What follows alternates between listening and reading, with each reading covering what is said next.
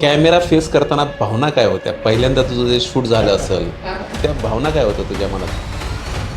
म्हणजे मॉडेलिंग तुझं कॉन्फिडन्स वाढवणारं माध्यम ठरलेलं आहे. आणि खूप लोकांना हा गैरसमज आहे की मॉडेल ही सुंदर असते किंवा मॉडेलिंगमध्ये ते केलं जातं, नुसता वॉक तर असतो असं म्हणतात. पण ते सगळे लोक कॉन्फिडंटवर काम करतात आणि तिथनं आपला कॉन्फिडंट बिल्ड होतो.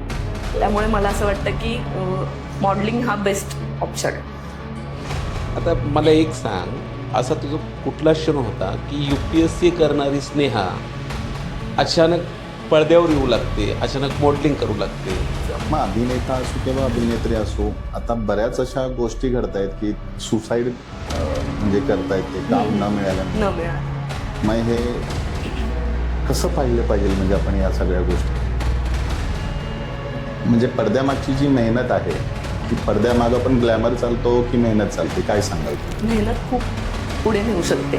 ग्लॅमर हा तात्पुरत्या वेळेचा भाग आहे की तुमचं इंडस्ट्रीमध्ये ग्लॅमर हा चालतो, पण मला असं वाटतं की त्याला एक टाइम लिमिट आहे.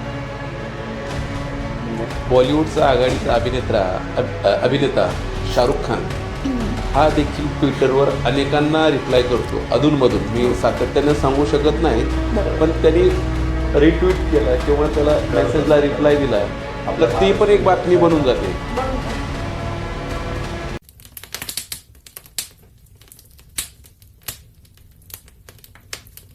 महाराष्ट्र मिररच्या कलाकार कट्ट्यात आज आपल्यासोबत आहेत स्नेहा पिंपरकर.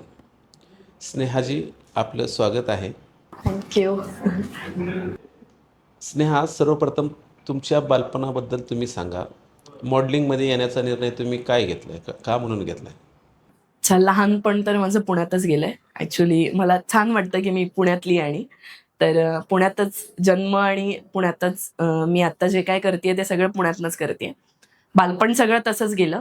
बालपण एक मी आधी चाळीत राहायचे, त्यामुळं त्या सिच्युएशननुसार आणि आत्ता जे काय मी करते हे खूप वेगवेगळं आहे. मॉडेलिंगचं जे क्षेत्र होतं माझं ते निवडण्याचं पण एक वेगळा एक्सपिरियन्स होता माझा. जसं की मी आधी पण सांगितलं होतं की मी एक UPSC स्टुडंट होते. पण UPSC करता करताच थोडेसे काही फॅमिली इश्यूज होते. मला आवड होती डान्सची, म्हणून खरं डान्स करायला लागले. पण ते करत करत पण मला सजेशन दिले की बाबा तू चांगली दिसतेस किंवा करू शकतेस. तर मग मी थोडंसं मॉडेलिंगसाठी प्रशिक्षण केलं. करेक्ट. मग आधी मॉडेलिंग शिकले, नंतर शोज केलेत मी. आधी नॉर्मल जे आपले पेजंट्स वगैरे होतात ते केलेत, मग रनवे केलेत. यात पण थोडेसे प्रकार आहेत, म्हणजे थोडंसं वेगवेगळं आहे. पेजंट्स वेगळे, रनवे वेगळा. हे थोडंसं मी त्याचं प्रशिक्षण केलं आणि नंतर मॉडेलिंग केली. जो सगळ्यात आता मोठा मॉडेलिंग शो केला तो म्हणजे मेघा घाडगे, मुग्धा गोडसे. आपल्या मुग्धा गोडसे जजिंगला होत्या, म्हणजे ज्या की फॅशन मूवी इवन मोठं नाव आहे इंडस्ट्रीतलं, त्या जजिंगला होत्या. त्यावेळेस मग मी मोठा फॅशन शो केला. अप्रतिम. आणि बालपण एकदम नॉर्मल होतं, एकदम सिम्पल फॅमिलीतनं, सिम्पल घरातनं, पण वेल एज्युकेटेड सगळे, त्यामुळे एकदम सिम्पल होतं आमचं.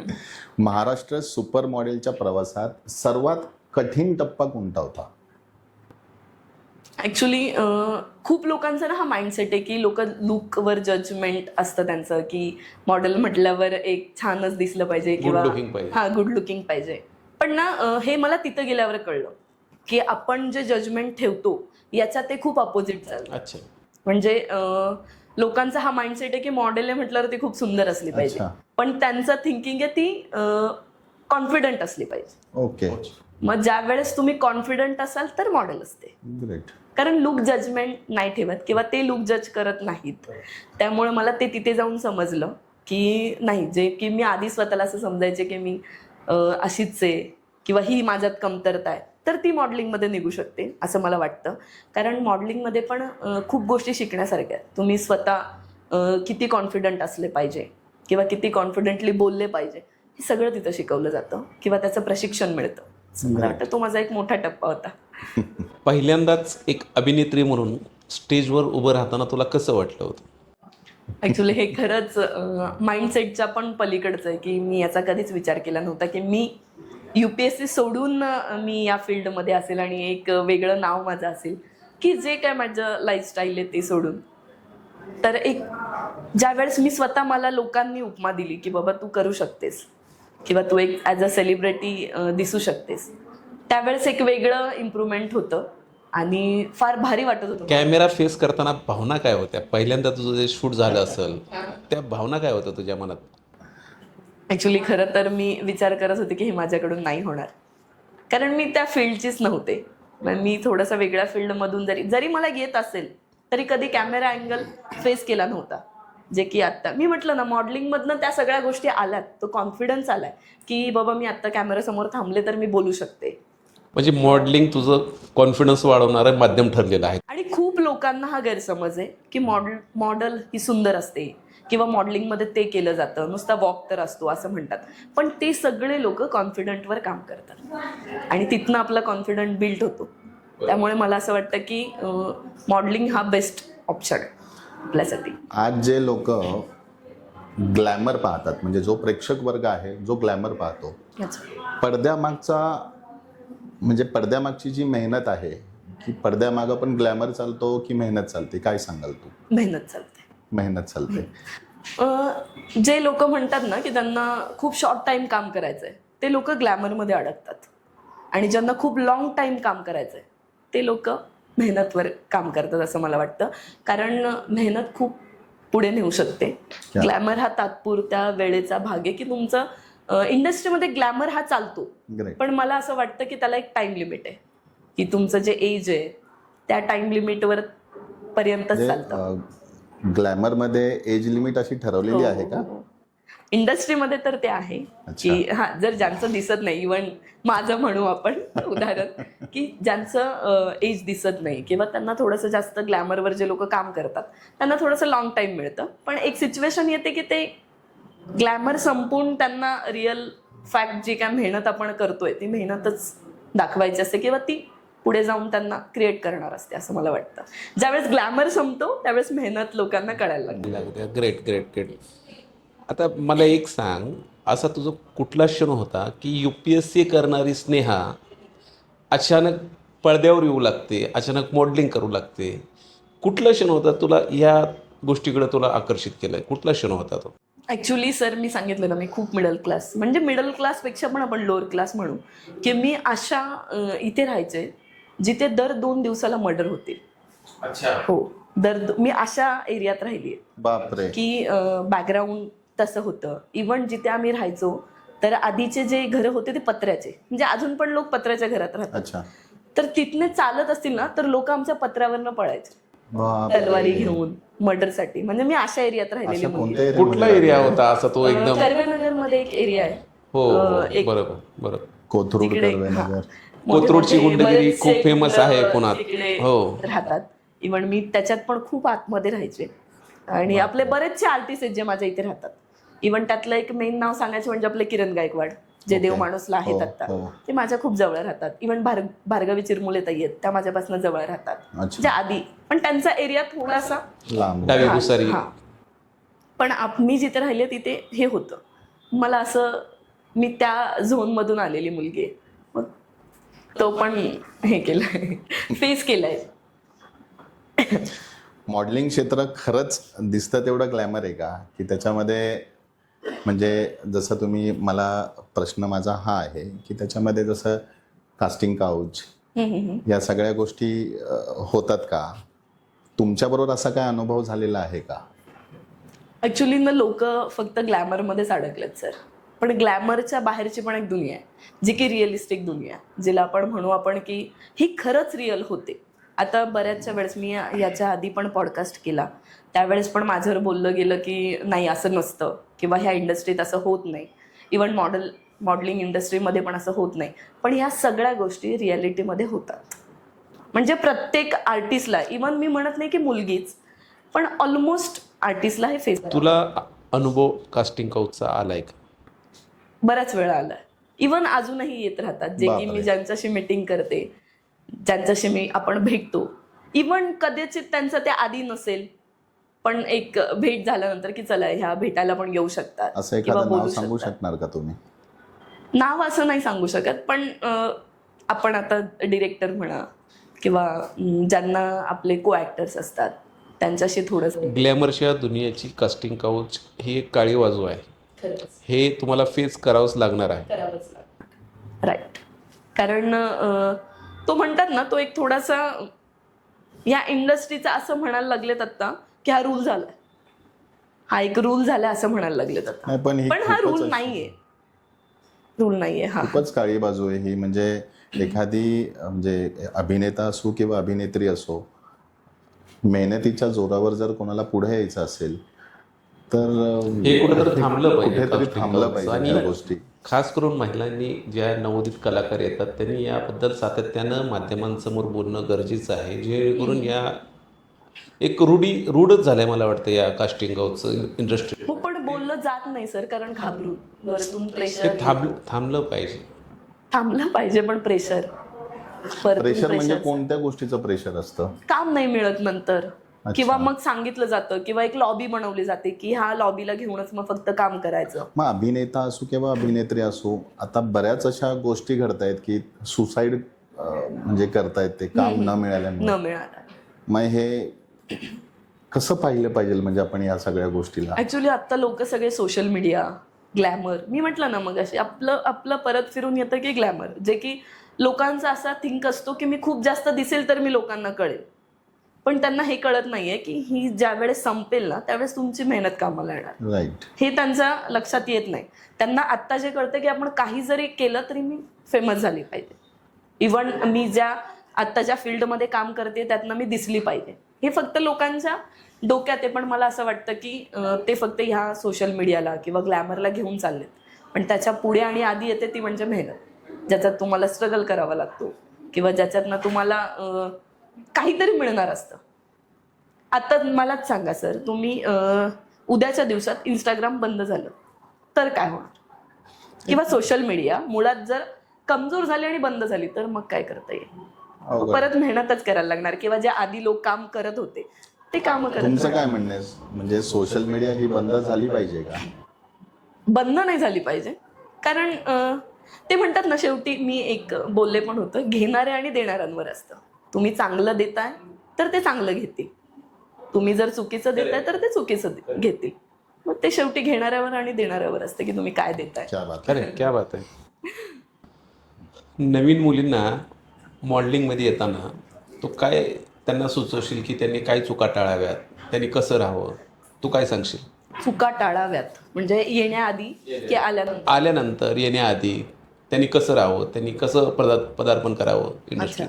कारण इथे काय होतं, मी म्हटलं ना आपण परत ग्लॅमर आणि सोशल मीडिया याच्यामध्ये अडकलेलो आहे, तर मला असं वाटतं की जेन्युइन आहे का तो व्यक्ती, जेन्युइन आहे का, किंवा मला हे करायला मिळालं नाही, किंवा जे आधीचे लोक होते ना त्यांना हे करायला मिळालं नाही की बाबा खरंच ओळखू आपण की हा व्यक्ती कसा आहे. इव्हन मी म्हणते मुलींना एक थोडीशी देवाची देण आहे की त्यांना सगळं कळतं, म्हणजे काय इंटेन्शननी आपण करतोय किंवा कोणाचे काय इंटेन्शन आहेत हे देवाने दिलंय ऑलरेडी, गॉड गिफ्टेड म्हणू शकतो आपण त्याला. मला असं वाटतं की मुलींनी ते ओळखावं की जे काय आपण करतोय ते जेन्युइन आहे का, किंवा याचा खरंच फायदा होणार आहे का, किंवा जे आत्ताची ती मेहनत घेतात ती पुढे जाऊन त्याचं तितकं फळ त्यांना मिळणार आहे का, हे मला असं वाटतं की त्यांनी ते. स्नेहा, मला याच्यात एक वेगळा प्रश्न एक विचारायचा आहे. जसे सोशल मीडियावर ट्रेंड चालतात, न्यूजमध्ये ट्रेंड चालतात, तसं काय ट्रेंड असतो का की ह्या ट्रेंडमध्ये चाललं पाहिजे, मॉडेलिंग करताना ह्या ट्रेंडमध्ये वागलं पाहिजे, असं राहिलं पाहिजे, हे काय असते काय मॉडेलिंगमध्ये या प्रकारच्या काय गोष्टी? मी म्हटलं ना सर, मॉडेलिंगमध्ये जितके लोक मी बघितले त्यांनी हाच विचार करून केलाय की ग्लॅमर, जो की तुमचा फिगर मेंटेन असेल किंवा लुक्स असतील याच्यावर ते काम करतात, आणि ते केलं पण पाहिजे, कारण तो थर्ड पार्टमध्ये येतोच, जिथे तुमचं लुक जज होतो, तुमचा वॉक जज होतो किंवा तुमची बॉडी लँग्वेज जज होते, ते येतच. पण तिथे सगळ्यात आधी डेव्हलप केला जातो किंवा आधी बघितलं जातं तो म्हणजे कॉन्फिडन्स लेवल. मग मला असं वाटतं की ज्या न्यू मुली पण येतात त्यांनी अशाच हेतून यावं की मी खूप कॉन्फिडंट आहे. तुमच्या बोलण्यात तो कॉन्फिडंट असला पाहिजे, तुमच्या वागण्यात तो कॉन्फिडंट असला पाहिजे, आणि ह्याचा फायदा मला वाटतं इन फ्युचर पण होतो, आणि हा पूर्ण ऑल लाईफमध्ये आपण तो कॅरी करू शकतो, ती म्हणजे कॉन्फिडन्स लेवल. आणि मॉडेलिंगमध्ये मला वाटतं ऑलमोस्ट मुलींनी तेच करा. तो दिसतेच पण कॉन्फिडन्स तशी. थँक्यू. सोशल मीडियामुळे मॉडेलिंगचं स्वरूप किती प्रमाणात बदललंय, काय सांगाल तुम्ही याच्यावर? सोशल मीडियामुळे उलट मार्केटिंग स्ट्रॅटेजी जास्त झाली आता, म्हणजे सोशली जी मार्केटिंग आधी होत नव्हतं, आधी जे न्यूजला होईल किंवा मोठ्या प्लॅटफॉर्मवर होईल तेवढंच दिसायचं, पण आता सोशली सगळीकडे दिसायला लागले. पण मॉडेलिंगचे जे रनवे होतात किंवा पेजंट्स होतात हे फार कमी व्हायला लागलेत आता, कारण की लोक ॲक्टिंग फील्ड किंवा सोशली जास्त जायला लागलेत, म्हणजे जे रील्स म्हणतो आपण, किंवा त्यांना वेगळं काही केल्यावर पण आपण दिसतोय म्हणून पण तो झोन आता ते सोडायला लागलेत. त्यांना असं वाटतं इथे पण तर तेच करायचंय. शॉर्टकट झालंय असं तुला वाटत नाही? खूप शॉर्टकट झालंय सर. सोशल मीडियामध्ये जर तुम्ही फेमस झालात किंवा तुमचं रील एखादी व्हायरल झाली, तुम्हाला मिलियन्समध्ये लाईक व्ह्यूज मिळायला लागल्यात, तर तुम्ही सहजपणे एक ॲक्टर असं मी सांगू शकतो, कारण झालेले आहेत झालं. बरेच लोक सोशल मीडियामुळे Real ऍक्टिंग fact आहे, क्षेत्रात sir. आलेले आहेत. Real fact. तर या गोष्टीकडे कशा पद्धतीने इवन बघतो? मला पण तर रील स्टारच म्हणतात. म्हणजे आता मी बरेचसे, आता आपण कोणाला सजेस्ट करू शकत नाही किंवा मी कोणाला सांगू शकत नाही की मी रील स्टार नाहीये किंवा मी ॲज अ थिएटर आर्टिस्ट पण केलंय किंवा मी मॉडेलिंग पण केलंय. त्यात लोक जे बघतात त्याला लवकर कॅच करतात की त्यांना माहितीये मी डान्सचे व्हिडिओ टाकते तर ही कदाचित डान्सरच असेल किंवा ही कदाचित तेच व्हिडिओ टाकते. हा त्यांचा सेम झाला. त्यामुळे तो नाहीये. आपण काय आहोत हे वेगवेगळ्या कॅटेगरीत कसं काम करतो हे पण लोकांना दिसलं पाहिजे असं मला वाटतं. पण ते झालं नाही आता तसं. लोक ते म्हणतात ना एका झोनमध्ये अडकलेत, हेच करतायत का किंवा दुसरं काही वेगळं करतायत का, या झोनमध्ये अडकलेत फक्त. मला असं वाटतं तो झोन पण चेंज झाला पाहिजे. आणि माझा परतचा प्रश्न आहे की इंस्टाग्राम बंद झालं तर मग काय होणार? मग परत मॉडेलिंगकडे जातील लोक. दुसरा ॲप येईल एखादा. ते होणार. आता तसंही टिकटॉक जेव्हा बंद झाला तेव्हा हा प्रश्न निर्माण झाला होता कलाकारांपर्यंत बहुतेक. बरोबर. नंतर त्याची जागा इन्स्टाने घेतली इंस्टाग्राम आणि आज इन्स्टा प्रभावीपणे काम करते. बरोबर. आणि खूप मोठ्या लेवलला मोठ्या लेवलला काम करते. इव्हन प्रत्येक जण आज इन्स्टाची दखल घेतोय इन्स्टाची. हो. आणि बऱ्याच लोकांचं ना आपण म्हणू मराठी ह्याच्यात पोटपाणी चालू आहे. इंस्टाग्रामवर पोटपाणी चालू आहे. मला पोटपाण्यावरून एक विषय विचारायचा आहे. इंस्टाग्रामवरून तुझे 2 लाखापर्यंतचे फॉलोअर्स आहे, तो प्रवास तुझा कसा झाला? आणि 2 लाख फॉलोअर्स असल्यामुळे तुझं त्याच्यावर पोटपाणी कसं चाललंय? म्हणजे तुला इंस्टाग्रामकडून काही इन्कम वगैरे येतो का? नाही, ॲक्च्युली कसं झालं, इन्कम सोर्स नाही, आपण करतही नाही आहे त्याच्यासाठी. पण आपली जी मार्केटिंग होतीये त्या अंडर थोडंसं काम मिळतं. पण माझी सुरुवात ही इंस्टाग्रामच्या आधीपासून आहे. इव्हन मी ज्यावेळेस फर्स्ट व्हायरल झाले ते पण टिकटॉकपासून. म्हणजे तेव्हा पण मी जास्त सोशल मीडिया यूज करत नव्हते. माझा व्हिडिओ ॲक्च्युली मी ज्यांच्यासोबत आत्ता काम करते, मी ज्या सरांसोबत काम करते त्यांनी माझा एक जुना व्हिडिओ काढलेला. त्यावेळेस मी व्हायरल झाले होते. त्यावेळेस मी स्वतः सोशल मीडिया यूज करत नव्हते. इव्हन मला माहीत नव्हतं. जसं की आत्ता लोकांची डिरेक्ट नावं येतात, त्यावेळेस आमच्या वेळेस नावं नव्हती किंवा तेवढं सोशल मिडियाचा ट्रेंड नव्हता. तर मग मी झाले व्हायरल, पण नावाने ओळखत नव्हतं मला कोणी. म्हणजे असं डिरेक्ट नावाने कोणी ओळखत नव्हतं. आणि मी इंडस्ट्रीत होते तरी असं खोटं नाव सांगायचे, कारण की फॅमिली इश्यूज नको व्हायला. की कोणी, मी जर UPSC करते तर तो आत्ता पण जे होतंय माझ्यासोबत की तू UPSC करते मग हे का करतेस, मग त्यांचा तो माइंडसेट नको व्हायला म्हणून मी खोटं नाव सांगायचे. मग ते पण त्यांना पटत नव्हतं. पण मग माझी सुरुवात तिथनं झाली. पण मी डिपेंडेंट नाही म्हणू शकत आपण, कारण बाकीच्या पण गोष्टी आहेत.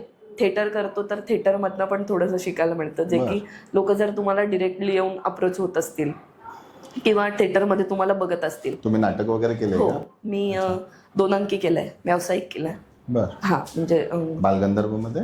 हो, पूर्ण आपल्या पूर्ण महाराष्ट्रात केलंय. ग्रेट. हा, थिएटर मी नाटकात वगैरे, अजून पण आवड आहे मला, पण आता ऍक्टिंगमुळे वगैरे पण तो. मग तेच सांगते, सोशल मीडियामुळे ना लोकांना फक्त आमचे डान्सचे व्हिडिओ दिसतात की हे फक्त ॲज अ डान्सर आहेत, पण अदर पण जे वर्क करतो किंवा काम करतो हे लोकांना नाही दिसत किंवा ते पटकन क्लिक होत नाही. त्यांनी बघितलेलं असतं पण ते त्या टायमिंग पुरतंच बघितलेलं असतं, विसरून जातात लवकर.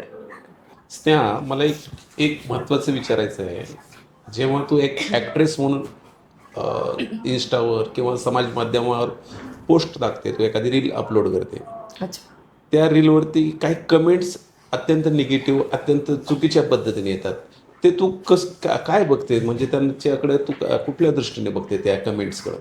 ॲक्च्युली खरं सांगते सर, कधी कधी खूप राग येतो त्यांच्यावर पण आणि आपल्यावर पण, की खरंच असं वाटतं की खरंच आपण चुकीचं करतोय का, किंवा एवढं चुकलोय का की ज्यांनी लोकांना आपल्याला शिव्या द्यायला लागतात किंवा घाण बोलावं लागतं. म्हणजे इथपर्यंतची आपण चूक केली आहे का असं वाटतं.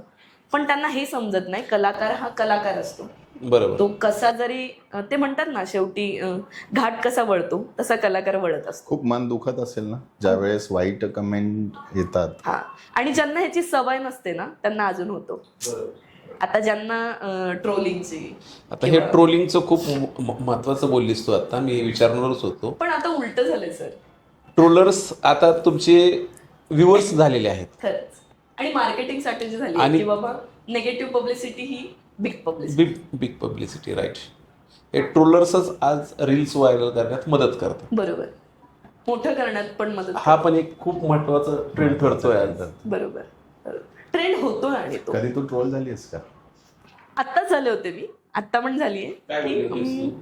नाही, आता एक हिचा गौतमीचाच विषय होता आणि त्याच्यात पण मी असं चुकीचं असं काही बोललेली नाहीये. इव्हन हे युपीएससी वरनं पण मी आता ट्रोल झाले की युपीएससी करते तर तेच करायचं ना, हे का करतेय, किंवा एवढी हुशार तर तू वाटत नाहीस, मग तू अच्छा. का उत्तर का देतेस, ह्यांचे पॉडकास्ट कोण घेतं किंवा ह्यांना का बोलवलं जातं, अच्छा. हे असं सामाजिक माध्यमातनं काय देणार आहेत, किंवा हे स्वतःच शिक्षित नाहीयेत तर हे काय समोरच्याला सांगणार आहेत, हे असंही बोललं जातं. मग त्यावेळेस थोडंसं असं वाटतं की आपण खरंच काही चुकीचं केलंय का, किंवा जर हे करतोय ह्याच्यात खरंच चूक आहे का, किंवा जी जुन्या पद्धती चालत आल्यात याच्यावर पण ते डाऊट घेतायत का, किंवा त्याच्यावर पण प्रश्न उचलतायत ते लोक, असं मला वाटतं. पण मला वाटतं तू तुझ्या अकाउंटचे कमेंट्स पूर्ण वाचत असणार. वाचते. नक्कीच.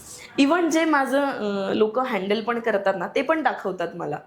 जर खूप असं काही लोक जर कमेंट पण करतात, मॅडमला खूप वेळ आहे, आता त्यांना माहिती आहे माझ्याकडे लोक आहेत तो टाइम काढून रिप्लाय करायला, पण तरी ते म्हणतात. आणि काही वेळेस ते मला दाखवतात, मग मी म्हणते की हो करू शकता तुम्ही, किंवा उत्तर देऊ शकता, किंवा मी कधी कधी जर कोणाला बोलायचं असेल तर माझ्या दृष्टिकोनातनं बोलते, मग ते बोललं जातं. म्हणजे बॉलिवूडचा आघाडीचा अभिनेता शाहरुख खान हा देखील ट्विटरवर अनेकांना रिप्लाय करतो अधूनमधून. मी सातत्यानं सांगू शकत नाही, बरोबर. पण त्यांनी रिट्विट केला किंवा त्याला मेसेजला रिप्लाय दिला तर ती पण एक बातमी बनून जाते. बरोबर. राईट. महाराष्ट्रामध्ये त्यांच्याकडे जास्त लक्ष दिलं आणि ना खूप लोक अशाचसाठी करतात की आमच्याकडे लक्ष जावं. म्हणजे 10 कमेंट चांगले असतील तर मग आपण जी वाईट कमेंट आहे तिच्याकडे बघतो. म्हणून पण कदाचित लोक करू शकतात की तुमचं असं म्हणणं आहे म्हणजे इन्फ्लुएन्सर होणं सोपं नाहीये, अवघड आहे. अवघड आहे. इन्फ्लुएन्सर पण, आर्टिस्ट पण, जे काय तुम्ही करताय, जे काय तुमच्या क्षेत्रात जरी असेल, इव्हन ते म्हणतात ना एक फॅमिली मॅन होणं पण खूप अवघड आहे. खूप अवघड आहे. त्याला इतक्या गोष्टी सॅक्रिफाईस करून हे सगळं करणं पण अवघड आहे. आता आमचा पुढचा प्रश्न तोच असणार आहे. अच्छा. लग्न आणि कॅरियर या संदर्भात तुझं मत काय? लग्न हा खूप वेगळा पार्ट आहे. आणि personal life, I mean to say की तुमची पर्सनल लाईफ आणि करिअर तुम्ही कसं बॅलन्स करता? ऍक्च्युली मी आता त्या झोनकडे बघतच नाहीये. इव्हन लग्न जे काय ऍक्च्युली माझा थोडासा पास्ट होता, त्या पास्ट नंतर पण माझा थोडासा मध्ये गॅप झाला, किंवा मी थोडंसं इंडस्ट्रीमधनं मूव्ह ऑन झाले आणि परत आत्ता मी हे करते, म्हणून तो होता. पण मी आता थोडंसं माझा फोकस करिअरकडे, की बाबा मी तेच करू किंवा वेगळं काहीतरी करू. फक्त इंस्टाग्राम नाही. तुम्ही जर मला आत्ताही सर बघितलं ना, माझे खूप सारे पोस्ट नाही आहेत, किंवा कमी करते मी. ज्या मुली मिलियनमध्ये आहेत त्यांच्यापेक्षा मी खूप सोशल मीडिया कमी करते, की त्याचा इम्पॅक्ट माझ्यावर होऊ नये याच्यासाठी, की मी थिएटरला दिसू देत किंवा मी ॲज अ स्क्रीनवर दिसू देत तर मला कामं मिळतील. बरोबर. याच्या अनुसरून एक हे विचारतो, प्रेम, लग्न आणि करिअर सगळ्यात जास्त प्राधान्य कशाला देणार तुम्ही? करिअरला. करिअरला. पण प्रेम आणि लग्न हा तर एक पार्टच वेगळा आहे. तो म्हणतो आपण फॅमिलीजमध्ये येतो आणि त्याच्यात पण बऱ्याचशा गोष्टी हे बॅलन्स करून चालण्यासारखं आहे. हा, बॅलन्स करून. इव्हन ते म्हणतात ना थोडंसं कनेक्टिव्हिटी तशीच आहे, पण थोडंसं काम वेगवेगळं आहे म्हणून आपण. तुला स्वतःमध्ये काय डेव्हलपमेंट्स करायचे, तुला काय अचीव करायचंय तुझ्या जीवनात, तुझं काय एम आहे?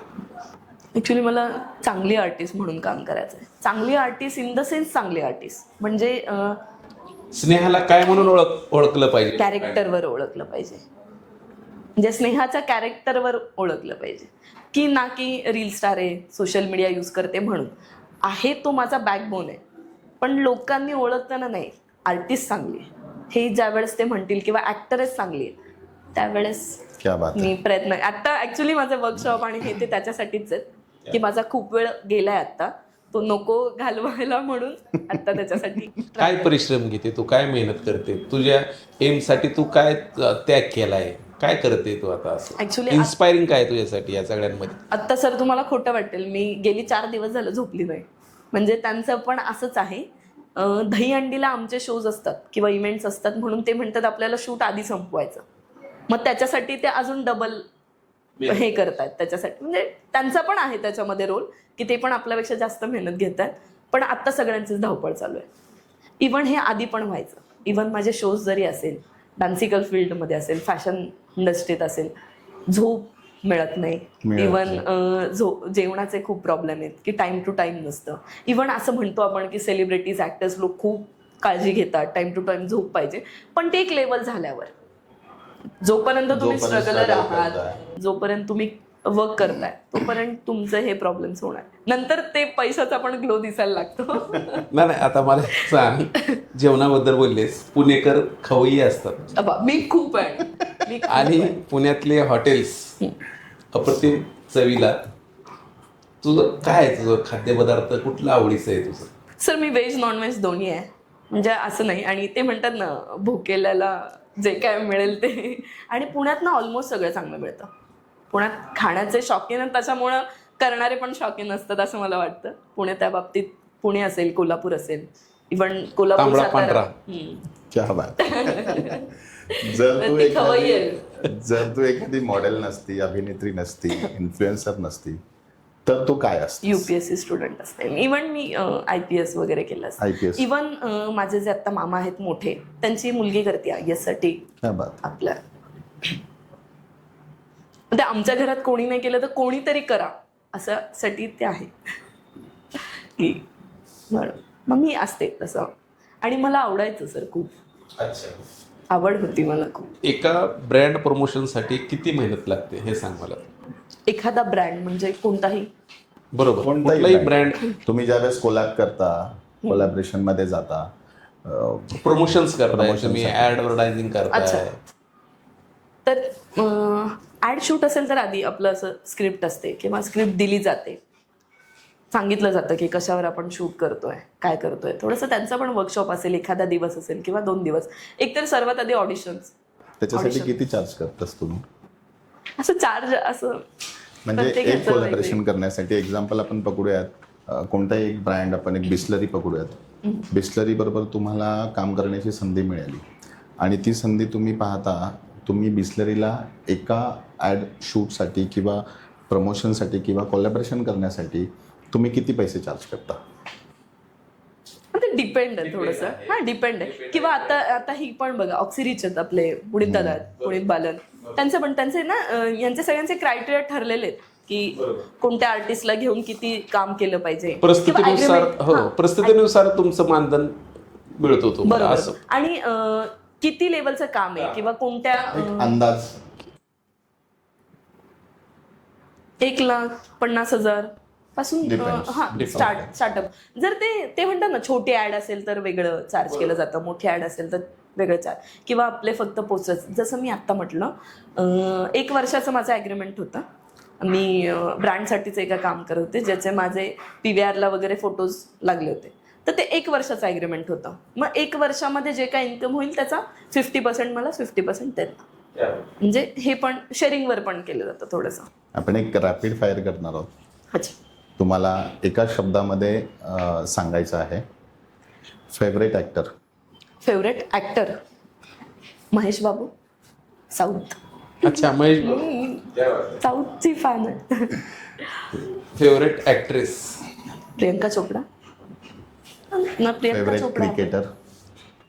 क्रिकेटर विराट कोहली. क्या बात आहे. डेस्टिनेशन तुझं फेवरेट? मॉलदीव्स होतं, मी जाऊन आले आता, त्यामुळे आता स्वित्झर्लंड झालं. अच्छा, शिफ्ट झालं. Favourite food? मटन. नॉनव्हेज मध्ये थोडंसं. आणि व्हेज मध्ये? लोक म्हणतात खाऊ नये, पण मी अजून थोड्या दिवसांनी विचार करेन. तुझं सॉन्ग कुठलं आहे? तुझं कुठलं गाणं तू असं नेहमी बोलत असतं, म्हणजे मनात येत असतं तुझ्या? कुठलं बोलावं फेवरेट सॉन्ग? गाणं असं गावं तुला असं वाटतंय? मी सॅड सॉन्ग बोलली आहे थोडीशी, म्हणजे थोडंसं कुठलं आहे तू रोमॅन्टिक गाऊन दाखवशील का थोडस? गाऊन दाखवू. कोणती एक लाईन? अच्छा, लाईन. लाईन नको ते बोलू दे ना त्यांना कसं बोलायचं. सॅड आणि सॅड एकदम म्हणजे काय, सॅड ऐकायला पाहिजे काय मनातलं येते. अच्छा, असं नाही, असं नाही काही, पण एक तर झोन असतो म्हणून इवन सगळ्यात ज्या झोन मध्ये आहोत तसे आपण गाणी ऐकतो. पण सॅड मध्ये जरी आता मूवी झाला बघा तो, ते आवारा अंगारा म्हणून एक गाणं आहे, तो पण एक झोन चांगलं आहे. आवारा अंगारा मधलं गाण्याचंच नाव आहे ते. इवन खरं सांगायचं मी एक छोटी रायटर पण आहे. क्या बात आहे. मी लिहिते नॉर्मली, असं थोडंफार जसं सुचतं तसं लिहिते. असं एक गाणं होतं माहिती, एक गलती. गाऊन दाखव ना थोडस. हा हो गई गलती, ते वाला एक जे गाणं होतं ना, ओके. त्याचं मी फिमेल व्हर्जन लिहिलं होतं. तर त्याचे 2 great. लाईन आहेत. एक 2 लाईन तुम्ही सांगा please.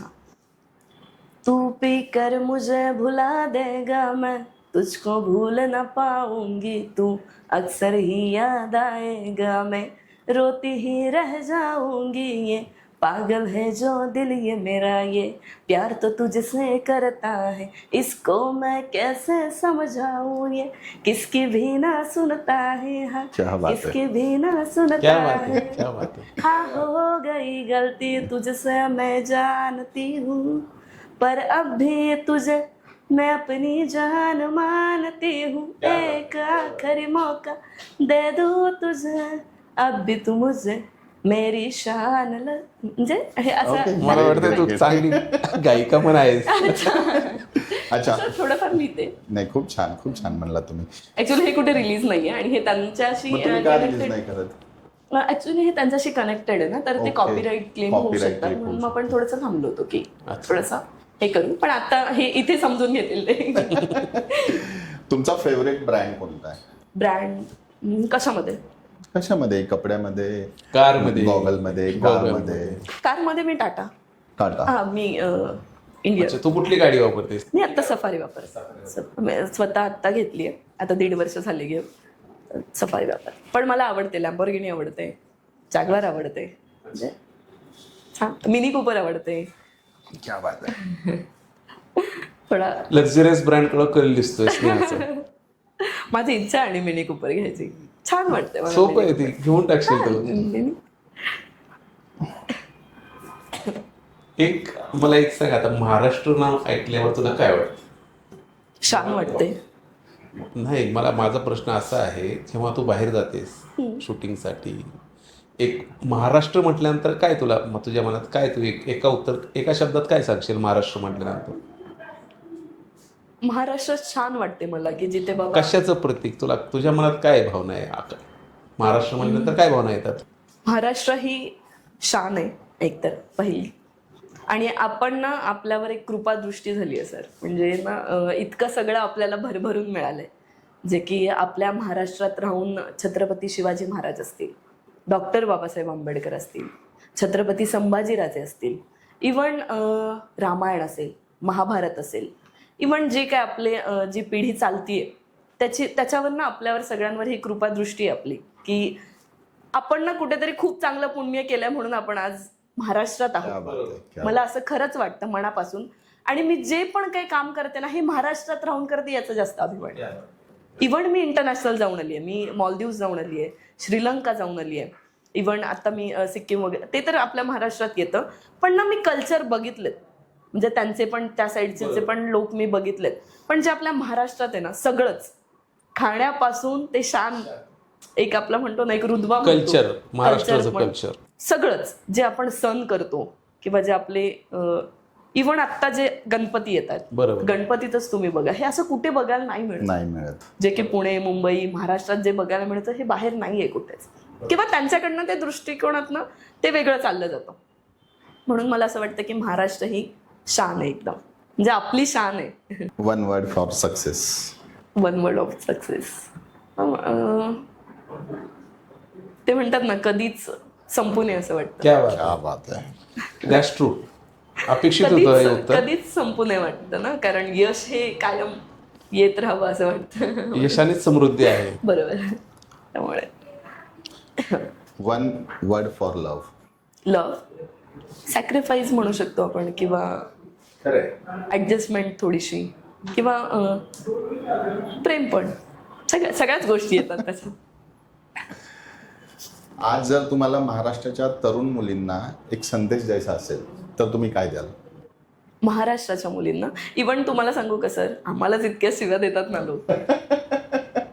खरंच देतात अहो. आणि का माहित नाही, आत्ताचं मला एक छोटंसं सांगावंसं वाटेल की लोकांना अटायर बघून जज करायला लागले. बरोबर. लोकांचा जो अटायर आहे, किंवा आमचं पण जे शोज करतो आम्ही, त्यात पण ना लोकांना आता अटायर दिसायला लागले. त्यांना खरा डान्सर, खरी मॉडेल आणि जे आता अश्लील करतात त्यांच्यावर, ह्या दोघांना आता मिक्स केलंय. त्यामुळे जे चांगले करतात त्यांना पण अश्लीलता दिसते, आणि जे अश्लील करायला लागले त्यांना पण ती लोक आवडायला लागले. तुम्ही पहिल्यांदा गौतमी पाटील बरोबर शोज केले आहेत? गौतमी सोबत शोज नाही केले आम्ही कधी, पण आम्ही आधी एकत्र असायचो. म्हणजे असं पर्सनली एक छान बॉन्ड होता. इव्हन आता मी एक इव्हेंट केला तिच्यासोबत, ज्याच्यामध्ये आपल्या काय म्हणतात, गौतमी होती, इव्हन अजून 2-3 आर्टिस्ट तिथे होत्या. आपलं ओपनिंग होतं, एक सुपर बाजारचं ओपनिंग होतं त्याच्यासोबत. असं आमचं हे चांगलं आहे, म्हणजे बोलणं चांगलं आहे किंवा कनेक्शन चांगले आहेत. पण होत नाही जास्त की बाबा तिचं काम वेगळं आहे किंवा तिची करण्याची स्ट्रॅटजी वेगळी आहे, आम्ही जे काही काम करतो ते वेगळं आहे, किंवा ग्रुप्स वेगवेगळे आहेत. पण माझ्याकडनं जर काही हवं असेल तर थोडंसं हे होतं, किंवा तिच्याकडनं आपल्याला काही हवं असेल तर मदत होते. असं ते चांगलं आहे. एकमेकांना मदत करत राहतात. तसं आहे. तुझ्याविषयी अशी गोष्ट की कुणालाच माहित नाही, काय आहे ते सिक्रेट तुझं? असं ना, असं आर्टिस्ट बद्दल असं काही राहिलेलंच नाहीये, सगळं सोशलीच होऊन जातं. पण तसं असं काही नाहीये की जे कोणाला माहित नाहीये. ऑलमोस्ट माहितीच आहे. असं नाही काय तर गोष्ट की लोकांना तू माहिती नाही पण तू लपून ठेवलं असेल काहीतरी, असं काहीतरी असेल ना तुझं सिक्रेट? नाही असं. तुम्ही आता म्हणजे पाठीमागच्या प्रश्नामध्ये म्हणाले होते की माझा पास्ट आहे, तो पास्ट काय होता?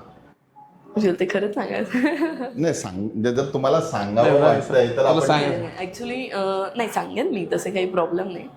पण लिगली इथपर्यंतचा विषय की त्या आम्हाला अथोराईज पण नाहीये बोलणं. म्हणजे नाही, मी कोडवर्ड तुम्हाला देऊ शकते की मी अशा एका रिलेशनशिपमध्ये होते की ज्याच्यामध्ये मी 2 वर्ष 2.5 वर्ष माझं मूव ऑन झाले. इव्हन मी त्यांच्यामुळे करिअर सोडलं. पण तिथनं मला असं झालं की जजमेंट व्हायला लागले माझ्यावरच की हे करायचं नाही, ते करायचं नाही, किंवा इवन इंडस्ट्रीत दिसायचं नाही, किंवा ते सगळं करायचं नाही. एकदम नॉर्मल व्यक्ती होतो ना, आणि इवन मी तशी झाले होते. 2 वर्षामध्ये मी हे सगळं सोडलं होतं. एक साधा माणूस जसं मी आधी होतं, म्हटलं जे माझं फॅमिली बॅकग्राऊंड होतं, मी तशी झाले होते परत, की बाबा एकदम सिम्पल लाईफ जगायची. रोजचं जे काय आपण काम करतोय, वर्क करतोय ते करायचं, फक्त एवढीच लाईफ होती. पण ते करून पण तो व्यक्ती नाहीये सोबत. म्हणून मग परत असं झालं की नाही, जे काय आपलं होतं त्याच्यानेच आपलं नाव आहे आणि करिअर आहे. मग असं वाटलं मला की परत तिथे हे करावं. आणि ते म्हणतात ना, एक बॅड फेज येतो ज्याचा इम्पॅक्ट आपल्या फॅमिलीवर पण होतो आणि आपल्या स्वतःवर पण होतो. मग त्या मेंटली फेजमध्ये थोडेसे होते की इथपर्यंत होतं की ते सुसाईडपर्यंत वगैरे होईल. बापरे. हां, ते थोडंसं झालं. म्हणजे ते म्हणतात ना, आर्टिस्ट लोकांच्या पण लाईफमध्ये, इव्हन नॉर्मल व्यक्ती आपण बघतो सर, शेतकरी लोक मरतात किंवा सुसाईड करतात, पण किती स्ट्रॉंग असतील ते, किती विचारच करत असतील की मला आता सुसाईड करायचं. कारण ह्याच्यासाठी खूप स्ट्रॉंग फिलिंग पाहिजे, किंवा तुम्हाला खूप स्ट्रॉंग तो मानसिक धक्का पाहिजे की ज्याने तो व्यक्ती इतका खचत असेल. मला असं वाटतं की ते किती स्ट्रॉंग असतील. बरोबर. त्याच्या आधी, ज्यावेळेस ते सुसाईड करायच्या आधीपर्यंत ते किती सहन करत असतील. ते ज्यावेळेस माणूस सगळा सहन करून पण विचार करतो ना की आता सुसाईड नाही करायचा, तो माणूस खरंच सक्सेस होतो आणि एक मोठ्या लेवलला असतो असं मला वाटतं. ज्यांनी पण, इवन मी हनी सिंग आहेत आपले, त्यांचं मी पॉडकास्ट बघितलं की त्यांनी पण जे काय केलं ते उघड सांगितलंय, जे की मी असा होतो बरोबर, आणि मी आता काहीतरी वेगळा. बरोबर. पण ज्या वेळेस मी हे केलंय त्याचा बॅड इम्पॅक्ट होऊ नये म्हणून आता ते ओरडून सांगतात की तुम्ही हे करू नका. बरोबर. इव्हन माझा आज लाखो म्हणजे इंस्टाग्रामवर तुमचे फॉलोअर्स आहेत. हो. असा क्षण, म्हणजे आता मध्यंतरी तुम्ही सांगताय मला तसं, असा क्षण जर आला असता की सगळे फॉलोअर नाहीसे झाले असते किंवा तुमचं अस्तित्व संपलं असतं जर तुम्ही स्वतःला सावरले नसते. हो. आणि सावरलेलं आहे आणि सावरले नसते तर स्नेहा पिंपरीकर कुठे असले असते आज? मी सांगितलं ना सर की माणूस म्हणून ना आपल्याकडे बरेचसे ऑप्शन असतात की पण आपण ठरवतो की आपल्याला काय करायचं. जसं की मी म्हटलं माझ्याकडे पण ऑप्शन होतात, जर मला करायचं होतं तर मी UPSCच केलं असतं. असे ऑप्शन्स आपल्याकडे होते. बरोबर. पण जर एखादा व्यक्ती डायव्हर्ट होतोय त्याच्या मागे पण ऑप्शन्स असतात की बाबा एखादा जर व्यक्ती का डायव्हर्ट होईल, कारण त्याला मानसिक सुख मिळत असतं. आपण म्हणतो ना की सगळ्याच गोष्टी आर्थिककडे बघून नाही चालत किंवा पैसेच आहेत म्हणून असं नाही चालत. आता खूप लोकांकडे खूप पैसा आहे पण मानसिक सुख नाही. बरोबर. मग ते मला असं वाटतं की प्रत्येक गोष्टीमध्ये मानसिक सुख पाहिजे.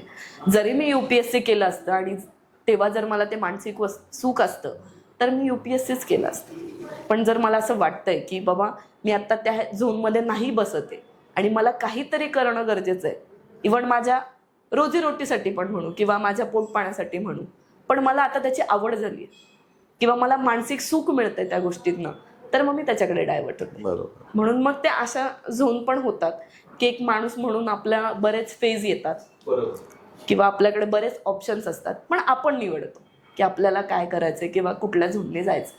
इव्हन आता एक माझ्याच बाबतीत झालं की मी आधीचा जो पॉडकास्ट केला त्याच्यावरनं मला असं सांगण्यात आलं की आम्ही हिला मारणार आहे. बापरे. हो. मी म्हटलं कुठला पॉडकास्ट केला होता तू की तुला असं लोकांनी कमेंट केलं तेवढं?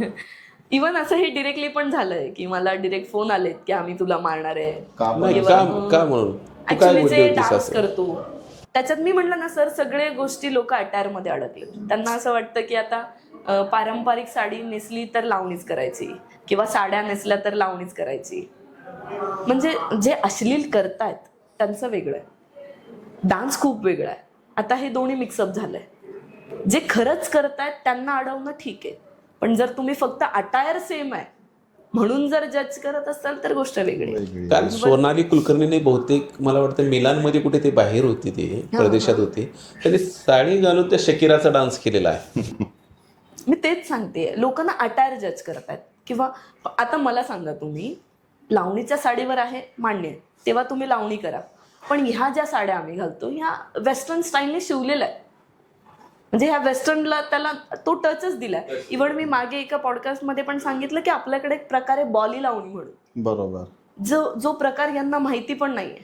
उलट मला प्रश्न विचारतात ते की तुला काय माहिती आहे, तुला काय माहिती आहे अश्लीलतेबद्दल किंवा तुला काय माहिती आहे लावण्यांबद्दल. आम्ही पण त्या फेजमध्ये आहोत तर आम्ही पण थोडाफार अभ्यास करत असेल किंवा आम्हाला पण माहिती आहे किती मोठ्या लावणी सम्राज्ञी होत्या किंवा किती मोठे डान्सर्स होते. डान्सिंग हा पार्ट खूप वेगवेगळा आहे किंवा मॉडिफिकेशनवाला भाग आहे, पण त्यांना तो समजत नाही. त्यांना फक्त अटायर कळतो की हिनी साडी नेसली म्हणजे ही पण वल्गर डान्सर आहे किंवा ही पण अश्लील डान्सर आहे. तसंच मॉडेलिंगवाल्यांचं पण आहे. त्यांना असं त्यांचे पण एक झोन ठरलेत. शॉर्ट ड्रेसेसवाले वेगळे, बिकनी शूट्स करणारे वेगळे, किंवा त्यांचा पण एक क्रायटेरिया ठरलेला आहे की ते वेगवेगळ्या झोननी पैसे मिळतात. बरोबर, तसे किंवा एक वेगवेगळ्या झोनमध्ये येतात. म्हणून ऑप्शनल आपल्याकडे बरीच कामं असतात. हे जरी फॉलोअर्स नसतील तरी काही ना काही ऑप्शन्स पुढे येणार आहे आणि आपल्याला काम करावं लागणार आहे. बरोबर. तू हिंदी चांगलं बोललीस. हिंदी आत्ता बोलताना तू चांगल्या पद्धतीने बोलली एकदम. तू काय हिंदीसाठी ट्राय करते का, फिल्म इंडस्ट्रीसाठी काय? ऍक्च्युली मी ऍक्टिंगसाठीच, मी म्हटलं ना, मी ऍक्टिंगसाठीच ट्राय करते. पण जसं हळूहळू होईल, जसं इम्पॅक्ट पडेल तसं तसं ट्राय करायचा प्रयत्न करते की बाबा जेवढ्या जास्त. हो, हिंदी मराठी असं काही आपलं हे नाहीये, पण काम करायचं. जर कधी अशी बॉलिवूड मधून डायरेक्ट ऑफर आली, चांगल्या सुपरस्टार अभिनेत्याबरोबर तुम्हाला काम करण्याची संधी मिळाली, तर तो तुमची भावना कशी असेल, तुम्हाला कसं फील होईल? म्हणजे काय सांगाल तुम्ही एका शब्दामध्ये सांगायचं झालं तर? मगाशीच आपलं बोलणं झालं, यश येऊ देत ना मग. मग असं खरंच असं वाटतं की जे जितकं काही करेल ते खूप कमी आहे. बरोबर. माणूस, ते म्हणतात ना, जितका एजनी जरी वाढत असेल तरी त्याची बुद्धी अजून अजून वाढत जाते किंवा त्याला हवं असतं की अजून काहीतरी द्या, मला अजून काही करायला मिळतंय का किंवा शिकायला मिळतंय का. मग मी त्या झोनची मुलगी आहे की मला थोडंसं वेगळंपण किंवा युनिक काही मिळतंय का किंवा काम पण मी त्या दृष्टीने करू का. बरोबर. मराठीत कुठला अभिनेता तुला आवडतो? मराठीमध्ये बरेच आहेत तसे. अभिनेता म्हणताय, सिद्धार्थ जाधव आहेत, चांगला ऍक्टर आहेत. इव्हन आपण म्हणू नाना पाटेकर छान ऍक्टर आहेत. बरोबर. नाना नाना पाटेकरचे पाटेकर तर तर खूप चांगले त्यांचं हिंदीमध्ये पण खूप दबदबा आहे. हो, तसं जर हिंदी बॉलिवूडमध्ये म्हटलं तर नवाजुद्दीन सिद्दीकी आहेत, मला खरंच आवडतं. Proper actor आहेत. डाऊन टू अर्थ काम करणारे लोक आहे आणि त्यांचं ना खरंच ऍक्टिंग दिसतं. तो इरफान खान नंतर मला इरफान खान आहेत आपले, खूप छान आहेत. म्हणजे हे ऍक्टर म्हणून जर ज्यांना आपण उपमा देऊ, हे रिअल ऍक्टर्स वाटतात की बाबा ह्यांनी जे की केलंय. म्हणजे ना इव्हन ऍक्टर आणि ऍक्ट्रेसकडे लोकांचा पण बघण्याचा दृष्टिकोन आहे ग्लॅमर. परत प्रश्न येतो की ग्लॅमर, पण ना लोक ग्लॅमर सोडून जे लोक विचार करतात ना ऍक्टिंगचा, ते लोक खरंच ऍक्टर बघत असतात. बस कारण ते ऍक्टरला जगत असतात, कारण ते त्यांची ऍक्टिंग जगत असतात. कारण ते एखादी गोष्ट आहे बघा, आता ही बॉटल माझी आहे तर तिला मी सांभाळून ठेवेल ना, बरोबर ना, ती अगदी बरोबर माझी आहे तर मी ती सांभाळून ठेवेल. तसा ऍक्टर असतो. माझी ऍक्टिंग आहे तर मी ती सांभाळून अगदी ठेवेल बरोबर. आणि ज्याला जिथे कळतीये तिथेच मी देईल, तर त्याला ते सलमान खान जसा ग्लॅमरस आहे तसा नवाजुद्दीन सिद्दीकी हा अभिनेता आहे, अभिनेता त्याच पटीतला. बरोबर. आणि हे दोन वेगवेगळे, हे त्यांचा वेनीच चाललंय.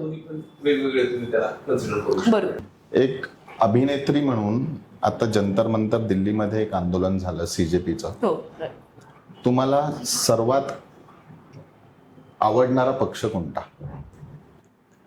काय म्हणतात, मानवी पक्ष म्हणेन मी. मानवी हे पक्ष. मानवी पक्षाची माणुसकीवाला जो पक्ष आहे म्हणून, माणुसकीचा जो पक्ष आहे आणि जे लोक त्यांच्यासाठी जे काम करतात, तो माझ्यासाठी आहे. जसं की मी म्हटलं, सोनम वांगचुक हे खूप मोठं नाव आहे, तर त्यांचा थोडासा जरी इम्पॅक्ट पडतोय तर तो चांगल्यासाठीच पडेल. ते लोक विनाकारण होणार नाही. इव्हन माझं काय असं कुठल्याही पक्षाच्या बाबतीत, इव्हन याच्या बाबतीत कुठलंही दुमत नाहीये किंवा असं वेगळं काही असं मत नाहीये. पण मला असं वाटतं की तो सेन्स असला पाहिजे की बाबा आपण जर पक्षात आहोत तर हे काम झालं पाहिजे. खरंच खूप छान वाटलं तुमच्याशी चर्चा करण्यात. खूप खूप धन्यवाद महाराष्ट्र Thank मिररला you. टाइम दिल्याबद्दल.